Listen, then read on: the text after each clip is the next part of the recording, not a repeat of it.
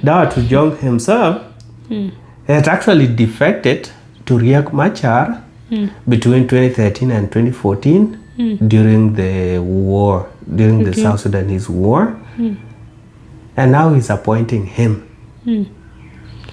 If somebody broke the trust, man, regardless, if it was me, I'm not appointing him back. Well, Riek Machar has been defecting, rebelling every now and then. Nabado ako na position. Welcome to Jimosi podcast. This week, Salva Kiir fired Chief of Staff for SSPDF, Mr. Paul Nang Majok, and he was replaced by Dau Aturjong Nyuol. Okay. And this is literally 3 days after returning, or 4 days after returning from UAE. I wanted to say that unakumbuka in our previous episode tukisema watu walikuwa wanalala vizuri, civil servants. Yes. And then in the last episode we said tunampatia a few days. Hii Monday asipofire mtu, then Friday tunategea. Yes, so you see this guy, doesn't relax. Once he's back, it was like I've actually misfiring people.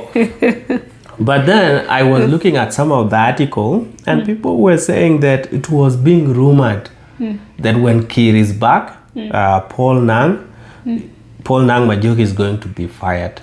And there was no reason given. And even after he was fired, there's still no reason. Aliandika appreciation letter? I have not checked that. Maybe, no. People would have shared it. Yeah. I've not seen him doing that. Because we might see like, maybe shida ilikuwa wapi hapo. But Paul himself, Paul Nang Majok, Dictor.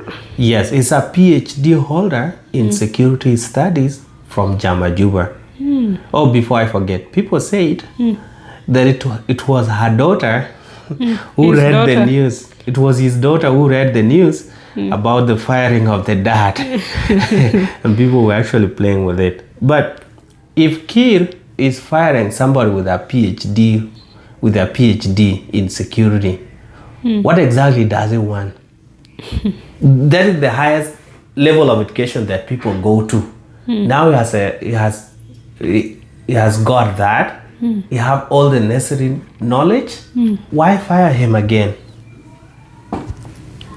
Kwani alimreplace na mtu hajasoma? He was replaced. The other person is not a PhD holder. Okay. But the person that have him replaced is called Dau Aturjong Nyuol. And this guy actually went to school in United States of America, to Iowa State University, where he studied military administration. Okay. Then he's kind of equally qualified. And unajua hiyo hata kama ni undergrad degree or masters, then its value is more than your PhD ya Juba. He did it in 2004. 21 years later. Is that knowledge still applicable? Practice it somewhere. Yeah. And I saw a lot of people. Because I don't think he was just appointed from the general public. He was probably part of the military. So akona experience. You saw somewhere people saying what? People were actually saying that this Paul Nang Majok was on his way to transform the SSPDF, the army. And now him being replaced by this other person, some people thought that this is actually taking back the army again from what he was actually doing. Okay. But I don't know. I don't know his work, so I can't really comment if he was doing a good job or a bad job. I can't really say anything about it. I've not seen anything to say. He was actually doing a lot of good things because I'm not on ground. And I have no other reason to say he was doing bad things too. Okay. But I feel if somebody has have a PhD in security in his field where he's practicing, then it's promising. He was actually appointed on December 9th, 2024. Barely 6 months. 7 months. Around 7 months, yeah. And yeah, this one, man, sometimes I find it really difficult how this person make his decision, because Dau Aturjong himself had actually defected to Riek Machar between 2013 and 2014 during the war, during the South Sudanese war. And now he's appointing him. If somebody broke the trust, man, regardless, if it was me, I'm not appointing him back. Well, Riek Machar has been defecting, rebelling every now and then. Nabado akona position. So still, this is someone who defected and then aka come back. Yeah, if he's qualified, he's qualified. But Riek Machar is defect and come back and hold his position a certain way. Things are not mixed up. But now this is an army general that went to the other side. Now you're coming him to give him all the powers with the army. Military unification is underway. Yeah, but it's a good thing. This guy should be a unifying factor since he has been in both camps. Because the SPLM-IO should see him as somebody that actually joined them before.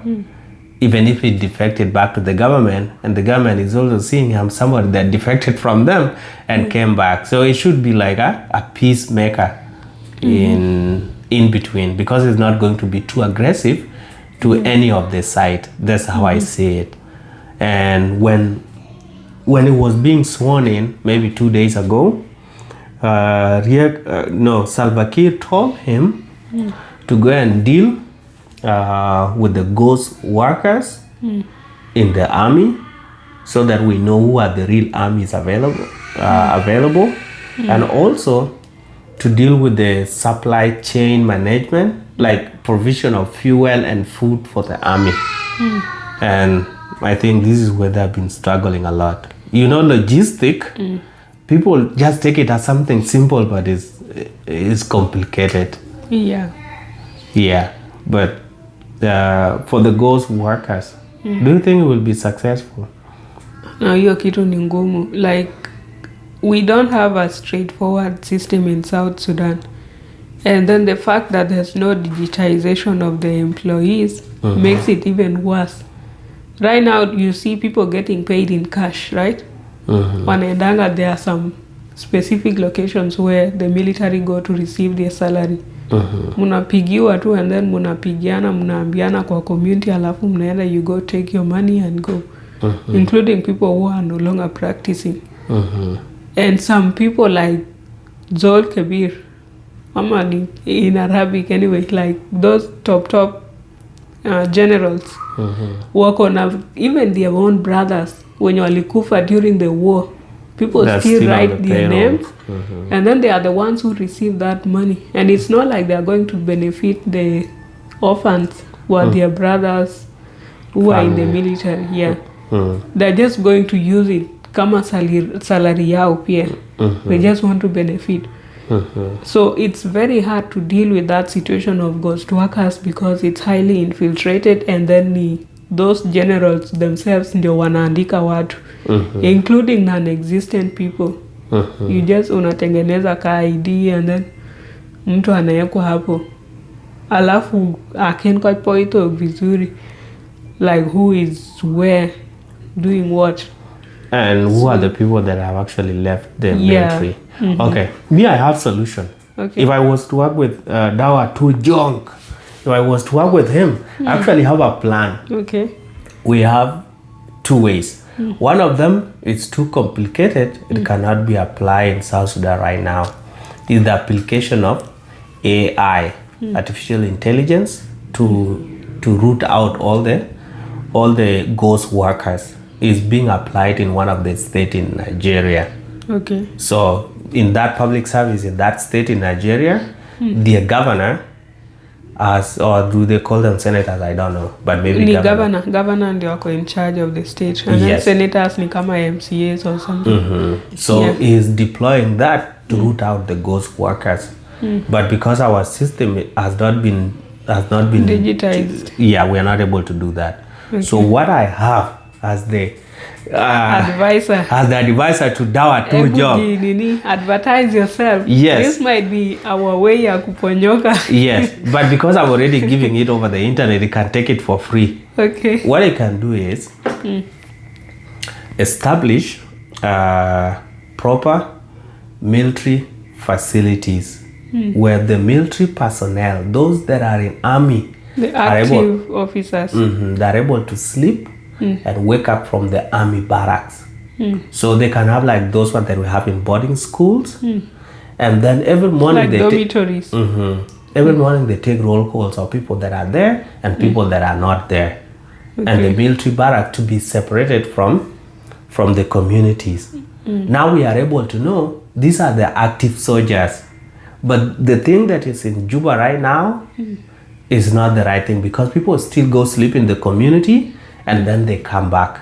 But if you take all the soldiers to boarding, let's say boarding where they're supposed to be, like KDF in Kenya, I think most of them don't stay in the they don't stay. They stay in the barracks. In the barracks, and then some of them are with their families there. The wives and children come and visit, and then they go back. Alafu wanakwanga na some off days where they go visit. Or the army personnel can be given permission to go home, and now you know this guy has gone home for 7 days. Yes. In the system, you are able to and see then that. They have actually ni kama your OB occurrence book. Wanaandika ukisign out, ukisign in, hata kutoka tu nje kwenda kununua kitu nje ya barracks. You have to sign out and in.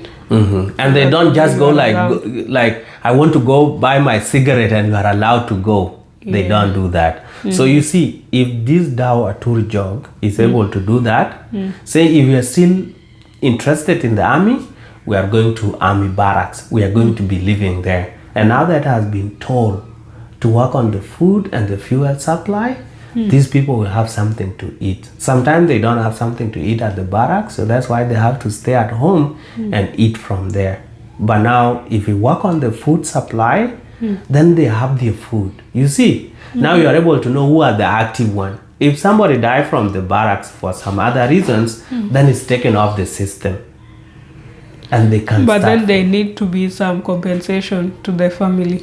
Yes, a pension has to be there, and when people that one will take a lot of transformation that have to be put in place on how to, like, this person has died, what is the send-off package to his family going forward, and then the family has to look for other ways of whatever, right? Because it's just going to be a lump sum payment that will not cater for your thing in perpetuity. You have to take care for yourself at some point. Yeah, you can just invest that money and see how to raise the kids now. Yeah, so it's easy that way. Let them stay in barrack, take a digital roll call, and know who are present in every barracks. Have their food so that they have no excuse of going out. Yeah. And then now you can organize them. Wazae na bibi zao. They take permission, right? Okay. If you want to anyway, Wasudi wanakuanga tu 1 year mtoto anyonye and then you give them 30 days, they can go, and you know that in the system this guy is on leave. So it's not a ghost worker. And then he's expected to be back into the barrack on this date. You can account for him. But if Dau is going to leave these guys to stay in the community, is going to have a hard time of knowing the real soldiers from the ghost one. Ni ngumu sana.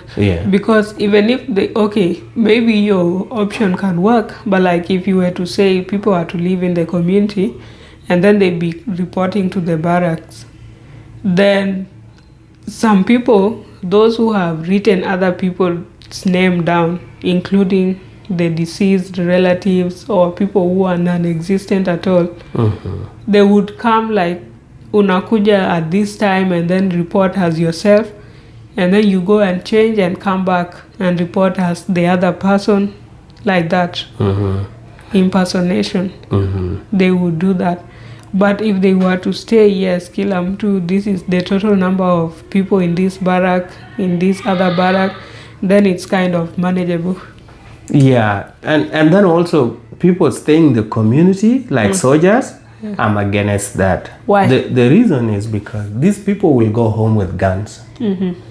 You know, our people wako na hasira sana. At the slightest provocation, you grab your gun and you fire it at somebody. The other way is like, you know, not everybody have the moral upright, right? So when your things are tough at home, you use gun to go and rope other people.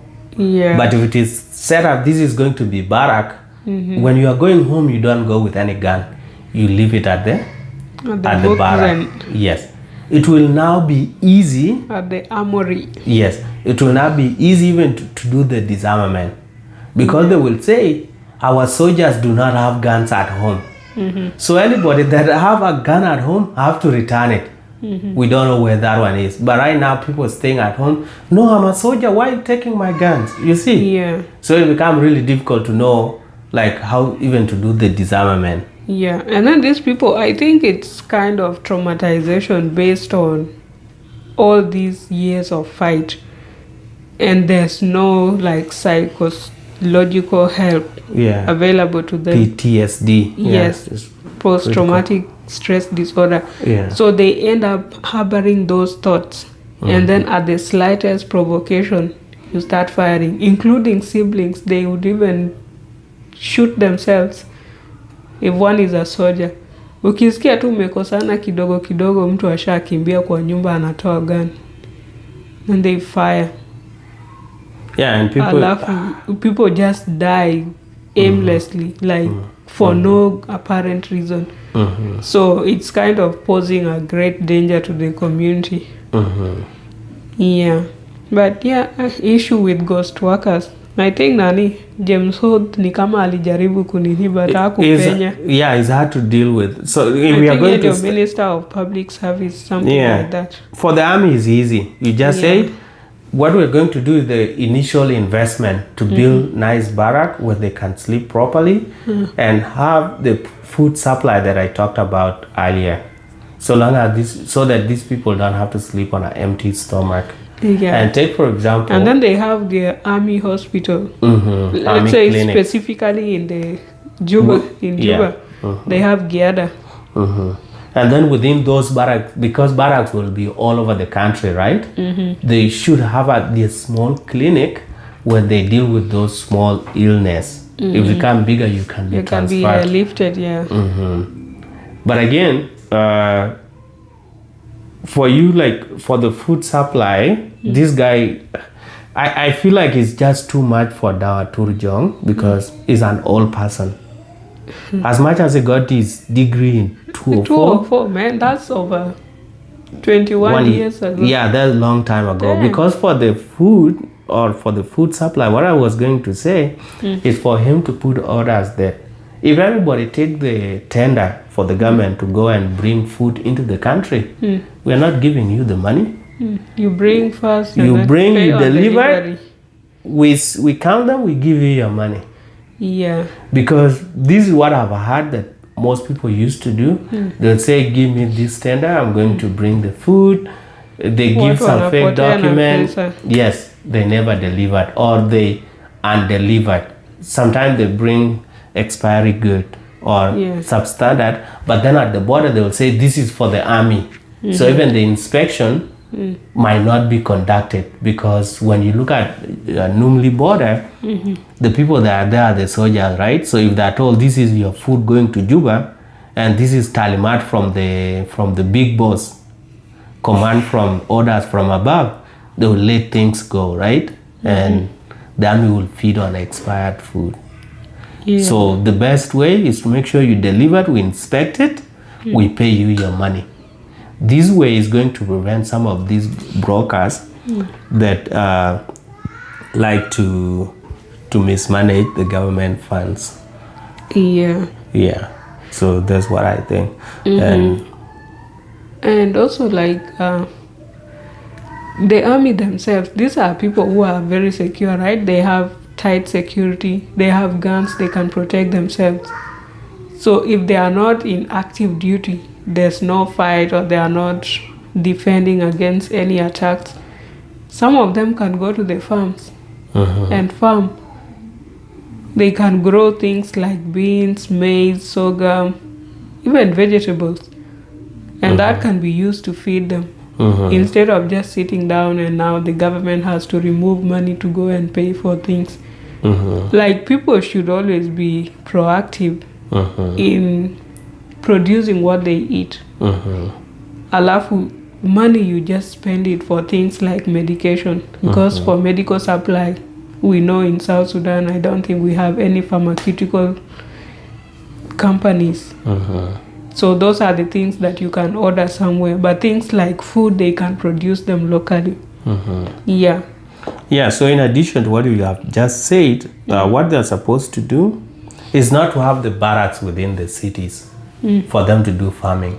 Have the barracks at almost extreme. The outskirts. Totally outskirt. So when you put the barracks there, they will have vast land to do the farming. Yeah. But for the initial start, because this is something that's going to take some time.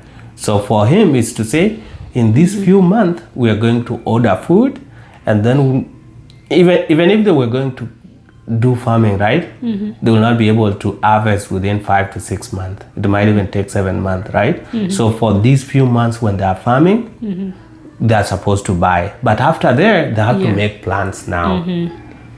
With like a lot of soldiers just sitting with a gun, nothing to do, they can easily go do farming. And especially that they have the budget. If they say these barracks, they can even buy 5 tractors or even 4 tractors. There is budget for that.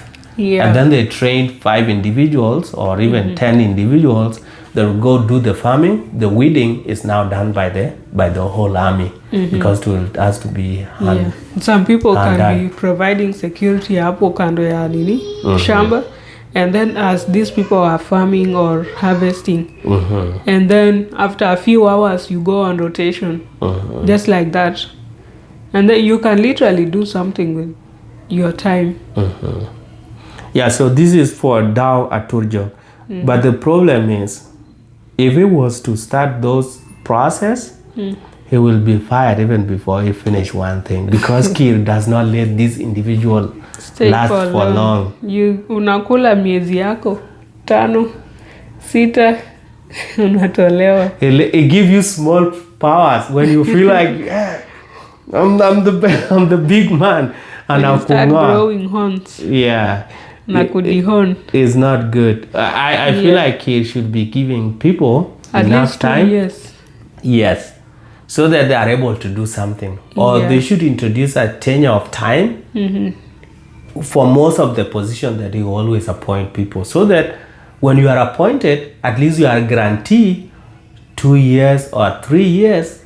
And if you are somebody that's ambitious or that's focused, you are able to do few things. By the time that you leave, you will be able to point that I did this and this and this and this.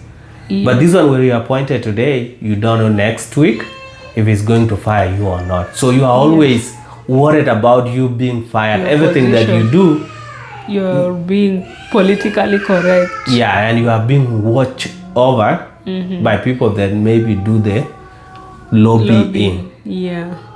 And it's quite sad because when you keep on reshuffling people left, right, center, they end up not doing what they wanted to do, or like you start some projects and then you are fired in between, and then whoever is brought in next will not complete the project. You come and start your own things, or you feel like, oh, this is going to be more beneficial compared to this one, instead of actualizing the dreams of the other person. The only person that I saw completing a project near construction of the central bank headquarters, not the governor's residence. I think the contract was given to Chinese. It was not individual. No, but your oversight and stuff, right? Because some people will come and cancel terminate. the contract. Or unapata pesa inapotea hapa na pale, so the project is not completed. But that's the only project yenye nimeona ilianzwa na one person ikamaliziwa na the next governor. But other than that, kila mtu anaanza yake and then unatolewa. And I feel like this issue of Kiir firing and appointing people at random is also promoting corruption, because when you get that position, you want to steal as much as possible, because you don't know, you might be sacked anytime soon.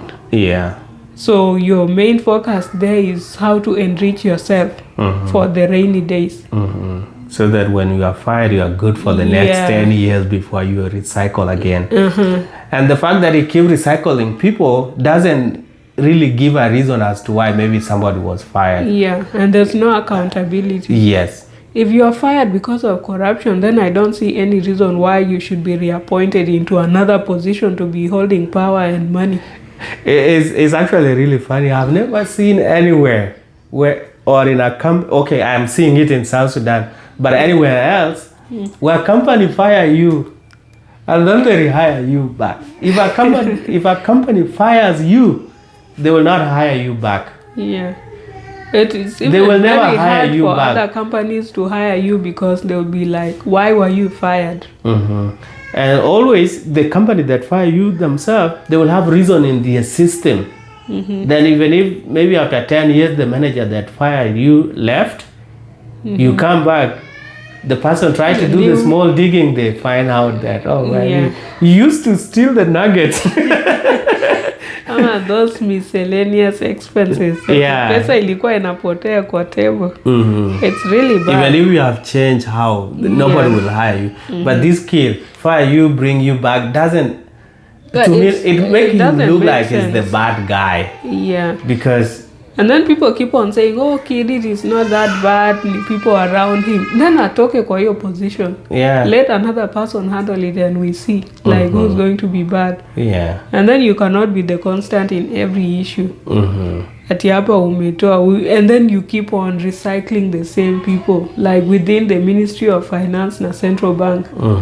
You find there are people who have held that position for like 3 times. Yeah. Unatolewa, huyu analetwa, and then wewe ndio unamreplace, alafu kidogo kidogo anakureplace. Or ana bump up the deputy, and then huyo governor anatolewa, and then kidogo kidogo huyu pia ashachotwa. Like, it just doesn't make sense. Yeah. If you fire someone, fire them for good and let like new people come into the system. Yeah, there are so many South Sudanese that can do things.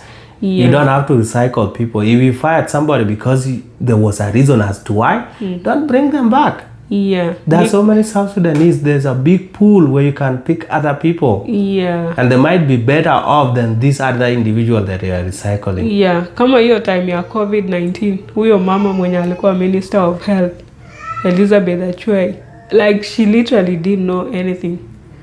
She was struggling hata kuongea. Si Arabic, sio Kizungu. She can't understand like how to operate this healthcare system, and she's also an elderly woman. And then recently venye walileta nani? Huyo anaitwa nani? Awil. She came and kind of streamlined, and we could see her like doing different briefings, different hospital visits hapa na pale, and then giving some live updates of the cholera cases in different states. So at least huyo alikuwa na some experience na alikuwa anajua how to run this ministry. But huyo mwingine ilikuanga shida. So hadi saa zingine unashanga, these people, where do you even get them? Hii ni kazi ya lobby. It's called exposure. They're the ones that are too close to the power, so they easily get picked. No, ni stories za kulobby because... Yeah, the people being lobbied are those ones, right? Yeah. Those are the ones that are close to it. The people that know something, they are not close to being They lobbied. have no Nobody connection. knows you. The connections na networking. Yes. We need to go to South Sudan and be camping at Pyramid. Yes, you because like making noise in diaspora will never change anything. Because one, you will never be appointed. 2, nobody's actually listening to what you are saying. Few people are listening, but the people that are supposed to make changes are not going to listen to what you are saying. They will do what they want to do. Yeah, it's tricky. Yeah. But like good leadership is kind of the key to everything getting fixed. Easy stories are, oh, you was lobbied into this, who you just move up and down with people from different ni tricky sana. Yeah.